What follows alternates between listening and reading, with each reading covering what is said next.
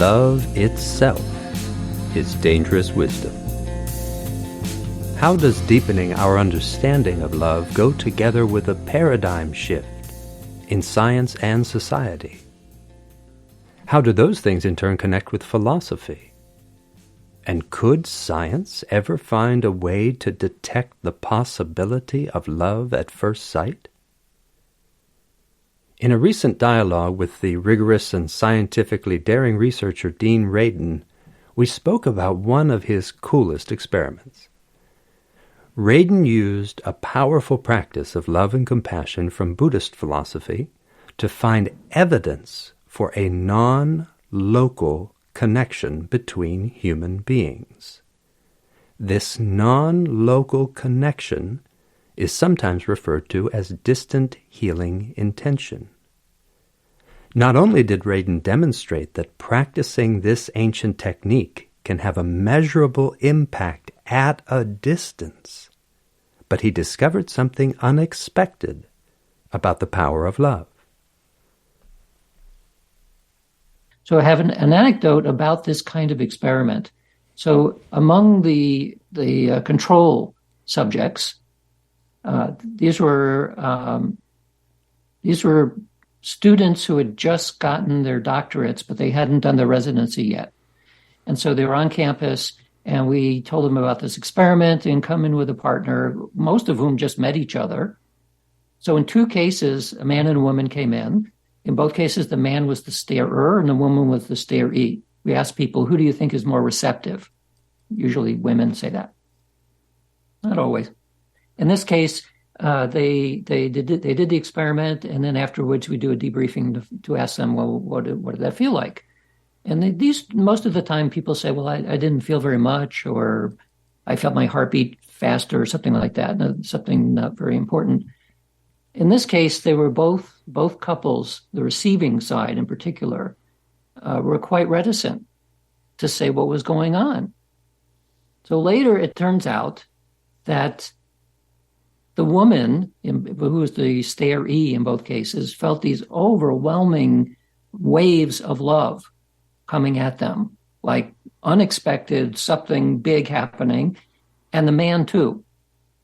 So now these people had chosen each other, but were strangers up to like a day before, but they were attracted to each other. They both felt something happening like that.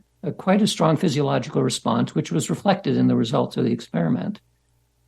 Both of those couples ended up getting married because they were so shocked by this feeling of non-local connection that was there that they felt, well, they had to get married.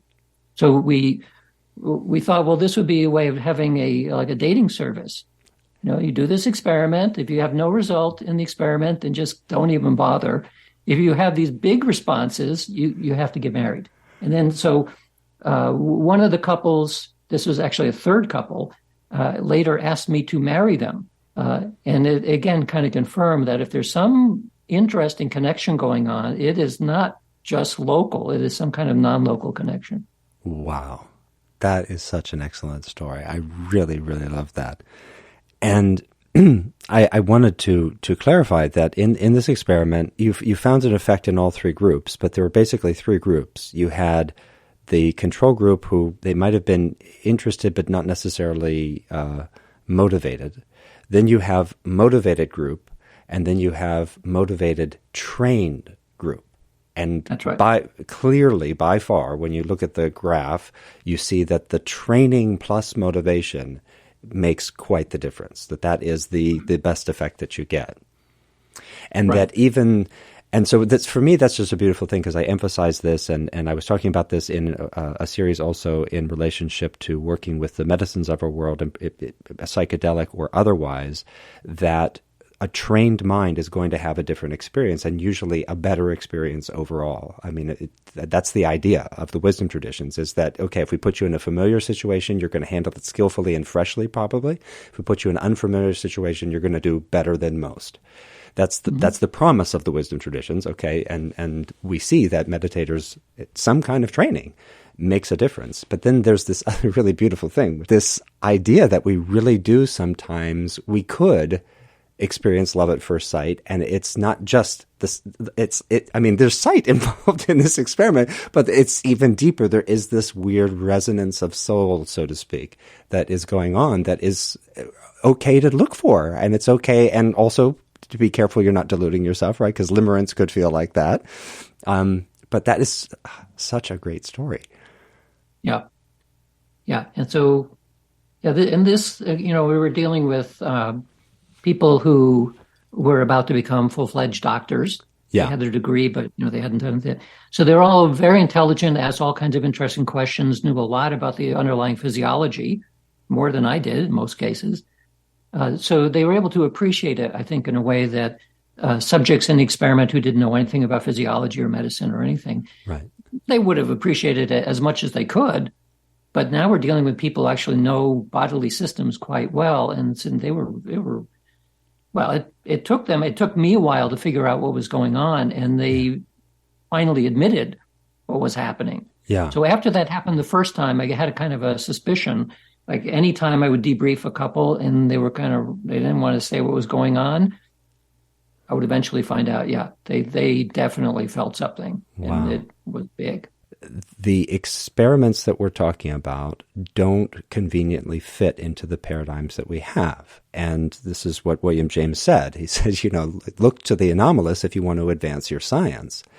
Yep. Do you have any just final reflections about what that means to you? I mean, I know what it means to me as a philosopher in some way, but what do you think that might mean to you? Where do you think, what could happen in science if people really said, okay, look, we got to take this seriously because the empirical data is just there?